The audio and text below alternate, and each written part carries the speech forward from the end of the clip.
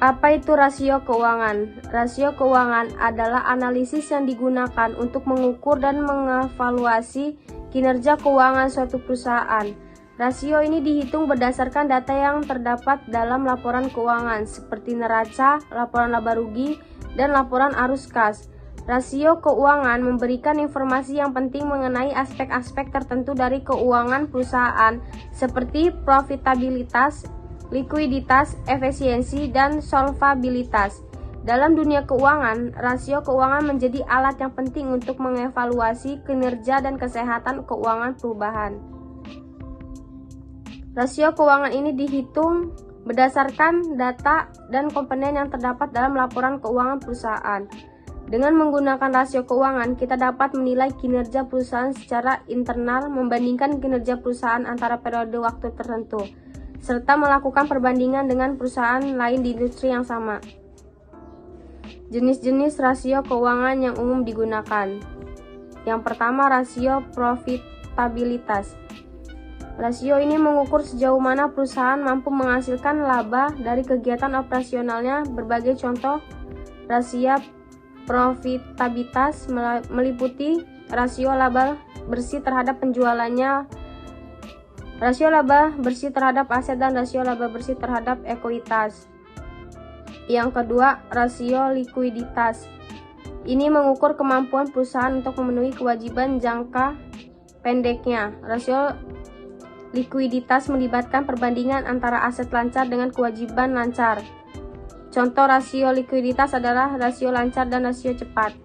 Yang ketiga, rasio solvabilitas merupakan kemampuan perusahaan untuk memenuhi kewajiban jangka panjangnya. Rasio solvabilitas melibatkan perbandingan antara utang jangka panjang dengan ekuitas atau aset perusahaan. Contohnya adalah rasio utang terhadap ekuitas dan rasio utang terhadap aset. Yang keempat, rasio efisiensi. Rasio ini mengukur seberapa efisien perusahaan dalam menggunakan sumber daya untuk menghasilkan pendapatan. Contoh rasio efisiensi meliputi rasio perputaran persediaan, rasio perputaran piutang, dan rasio perputaran aset. Yang kelima, rasio pasar. Ini mencerminkan evaluasi pasar terhadap nilai perusahaan, melibatkan perbandingan antara harga saham dan pendapatan per saham atau per ekuitas per saham. Contoh rasio pasar adalah price atau earnings ratio per dan price atau book value ratio. Apa itu analisis rasio keuangan? Analisis rasio keuangan adalah alat untuk mengukur kinerja perusahaan berdasarkan data perbandingan yang ditulis dalam laporan keuangan seperti laporan neraca, laba rugi, dan arus kas dalam suatu periode tertentu.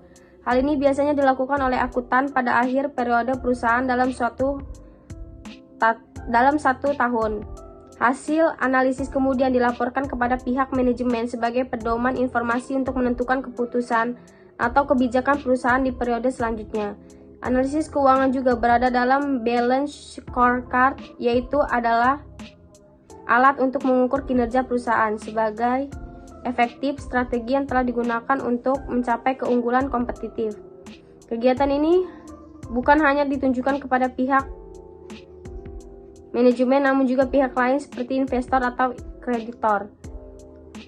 Bagi mereka, analisis rasio keuangan menjadi bahan penilaian seberapa sehat perusahaan tersebut pantas mendapatkan suntikan investasi atau pinjaman dana untuk dikelola. Fungsi analisis rasio keuangan.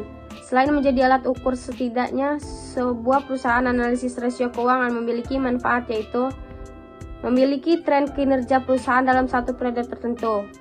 Yang kedua, bahan evaluasi sumber daya perusahaan seperti supplier, peralatan, proses produksi, bahan karyawan itu sendiri. Yang ketiga, sebagai acuan investor untuk memilih perusahaan. Yang keempat, sebagai bahan pertimbangan kreditur. Yang kelima, menilai efektivitas strategi perusahaan dalam membangun keunggulan kompetitif. Yang keenam, analisis kekuatan internal dan kemampuan daya asing perusahaan dengan kompetitor. Yang ketujuh, sebagai bahan inferensi audit internal transaksi yang terjadi pada perubahan baik dari sektor keuangan, operasional, atau sektor lain. Yang terakhir, menentukan nilai kewajaran keuntungan yang diperoleh perusahaan. Metode analisis rasio keuangan. Selain metode perhitungan rasio yang telah dijelaskan di atas, ada beberapa metode lain yang bisa Anda gunakan. Paling umum metode yang digunakan dalam analisis rasio keuangan perusahaan adalah analisis common size dan time series. Satu analisis common size adalah membandingkan perusahaan dalam pos-pos total aktiva, pasiva, dan penjualan. Perbandingan ini disajikan dalam presentasi per komponen dalam laporan keuangan baik dalam laporan neraca maupun laba rugi. Dalam analisis ini, perubahan akan mendapatkan informasi berupa komposisi investasi, aktiva, dan struktur modal pasiva. Komposisi investasi yang dimaksud adalah komposisi relativitas aktiva lancar terhadap aktiva tetap. Sedangkan struktur modal menggambarkan relativitas utang perusahaan terhadap modal sendiri. Analisis common size dilakukan juga untuk membandingkan data-data laporan keuangan perusahaan periode berjalan dengan sebelumnya, membandingkan antara kompetitor atau diperbandingkan dengan industri. Yang kedua, analisis time series dan forecasting.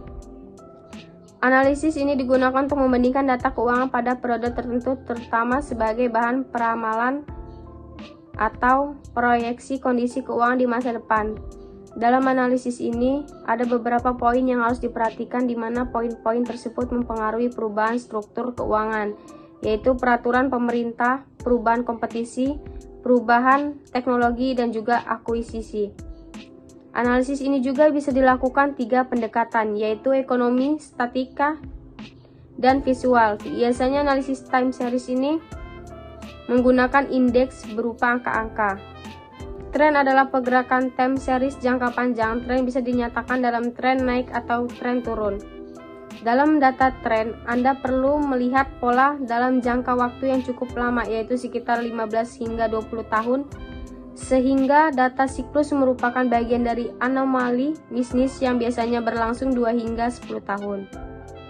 Jika tren bersifat makro, maka siklus bersifat mikro di mana bisa jadi dipengaruhi oleh faktor internal.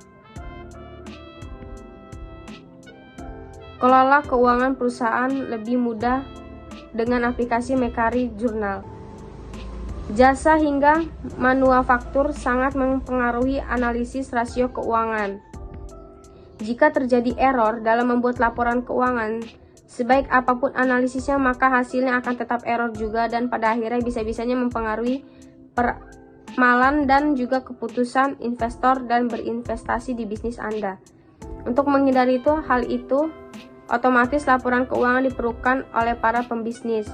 Anda bisa mengendalikan aplikasi keuangan perusahaan dari jurnal, software akuntansi yang telah dipercaya ratusan reputable company dan banyak UKM di Indonesia. Selain fitur otomasi laporan keuangan, Anda bisa melakukan manajemen persediaan, pembuatan faktur, bisnis review, hingga rekomendasi bank. Terima kasih.